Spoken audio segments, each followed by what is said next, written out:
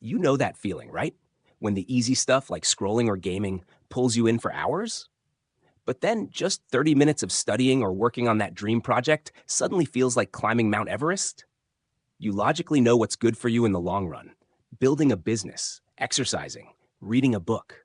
So why do we keep choosing instant gratification? Is it just a willpower issue? Or is your brain secretly tricking you?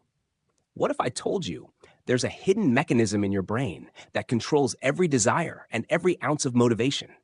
And what if I showed you how to hack that mechanism so that doing hard things doesn't just become easier, but actually addictive? Stick around, because this isn't about willpower. It's about rewiring your brain. Chapter 1: The Dopamine Trap. To understand why we crave the easy way out, we need to talk about dopamine. It's not just the pleasure molecule people talk about, it's the desire molecule. Dopamine fuels motivation. It's the voice whispering, "Go get that thing, do that activity." Neuroscientists proved this with wild experiments on rats. They wired their brains to release dopamine every time they pulled a lever. The result? The rats became obsessed, pulling the lever until they dropped from exhaustion. They ignored food, water, and sleep. But when dopamine was blocked, they became so passive they wouldn't even move to get water. They had no drive at all, but if you put food in their mouths, they still ate and enjoyed it. The pleasure was there, but the motivation to seek it? Gone. Extreme? Yes. But this exact mechanism is at work in your brain every single day. Your brain builds priorities based on how much dopamine it expects from something. Low dopamine, low motivation. High dopamine, you keep chasing it. Chapter 2: What triggers dopamine? Dopamine spikes whenever you anticipate a reward. That means checking your phone for a message, reaching the next level in a game, watching just one more video. Your brain doesn't care if it's good or bad for you, it just wants that hit. This explains why drug addicts chase highs even when they know it's destroying them. Substances like cocaine and heroin release huge amounts of dopamine, making cravings almost impossible to resist. But it's not just drugs. The biggest dopamine spikes come from random rewards. Think of a slot machine. You keep pulling the lever, chasing that unpredictable jackpot. You don't know when the win is coming, but you hope it is. That anticipation floods your brain with dopamine. Now apply that to today's digital world: social media, video games, streaming, notifications. All of them are digital slot machines. And we're constantly pulling the lever without even realizing it. So what, you might think? It's not hurting me. Oh, but it is. Chapter 3: The Problem with Dopamine Overload.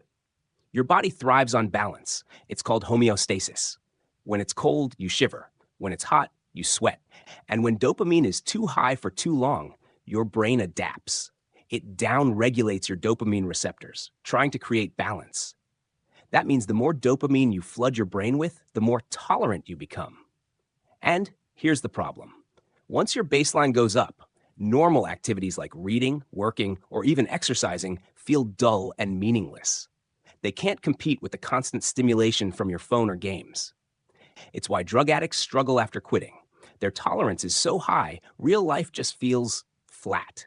And if you're constantly flooding your brain with digital dopamine, the same thing happens to you. You lose the ability to enjoy or stay motivated by low dopamine tasks.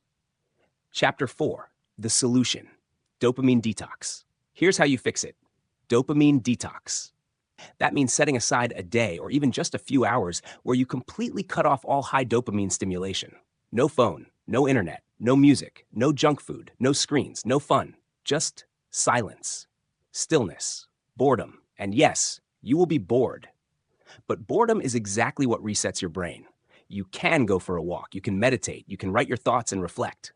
Think of it like this. If you eat gourmet food every day, plain rice is boring. But if you're starving on an island, that same rice feels like heaven. That's what dopamine detox does. It resets your craving baseline, so even simple activities feel rewarding again. Chapter 5: Start small. Use rewards wisely. If a full detox sounds too intense, start small. Try removing just one high dopamine behavior for one day each week. No Instagram for a day. No Netflix. No games.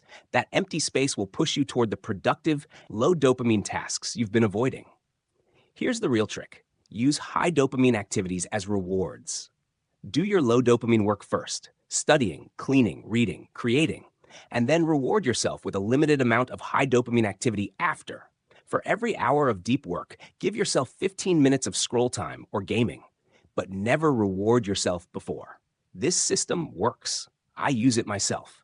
I even plan full detox days to keep my dopamine balance in check. Final thoughts. Yes, you can make hard things feel easier, but not if your brain is constantly swimming in dopamine. Limit your phone, limit your screen time, reset your dopamine sensitivity. If you're struggling with motivation, a dopamine detox might be the missing key. It's what helps your brain enjoy the slow, meaningful work that builds your future. We're all dopamine addicts to some degree. The difference is, where do you get your dopamine from? Are you getting it from distractions? Or are you getting it from building your dream life? The choice is yours. If this helped you, like this video to help others find it too, and subscribe for more brain hacks like this. Now tell me in the comments, what's the first hard thing you're going to make easy by hacking your dopamine? As always, thanks for watching. And I hope this video made you better than yesterday.